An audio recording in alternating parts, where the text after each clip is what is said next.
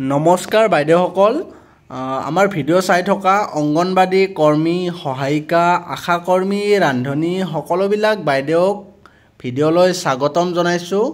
লগতে যিসকল অন্যান্য কৰ্মচাৰী বা শ্ৰমিকে চাই তেওঁলোককো স্বাগতম জনাইছোঁ আপোনালোকৰ বাবে আমি সদায় মানে পজিটিভ ভিডিঅ' আনিবলৈ চেষ্টা কৰোঁ আজিৰ ভিডিঅ'টোত আমি আপোনালোকক জনাব বিচাৰিছোঁ 20 মে তাৰিখে যি প্ৰতিবাদী কাৰ্যসূচী ঘোষণা কৰা হৈছে ধৰণা কাৰ্যসূচী আসলতে সেই কাৰ্যসূচীৰ বিষয়ে মই আপোনালোকক জনাব বিচাৰিছোঁ তাতে দাবী কৰিছে ন্যূনতম দৰমহা 26000 হ'ব লাগে অংগনবাদী কৰ্মী সহায়িকাই হওক বা ৰান্ধনী বা আশা কৰ্মী হওক তেওঁলোকৰ সকলোৰে ক্ষেত্ৰত তাতে বেছি হ'ব কিছুমান ধৰক যদি সহায়িকাৰ 26000 হয় তেন্তে কৰ্মীৰ ক্ষেত্ৰত অকণ বেছি হ'ব লাগিব কিন্তু ন্যূনতম অতি কমেও দৰমহা 26000 টকা হ'ব লাগে বুলি দাবী উত্থাপন কৰিছে আৰু লগতে প্ৰতি মাহে 10000 টকা পেঞ্চনৰ ব্যৱস্থা কৰিবলৈ দাবী উত্থাপন কৰিছে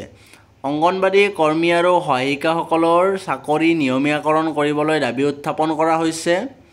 তাৰ লগতে সুপ্ৰিম কোৰ্টৰ যি অৰ্ডাৰ আছিল সেই অৰ্ডাৰ মতে আপোনালোকক গ্ৰেচুইটি ইমপ্লিমেণ্ট কৰিবলৈ দিয়া হৈছে ICDS প্ৰাইভেট কৰিব নালাগে বুলি দাবী উত্থাপন কৰা হৈছে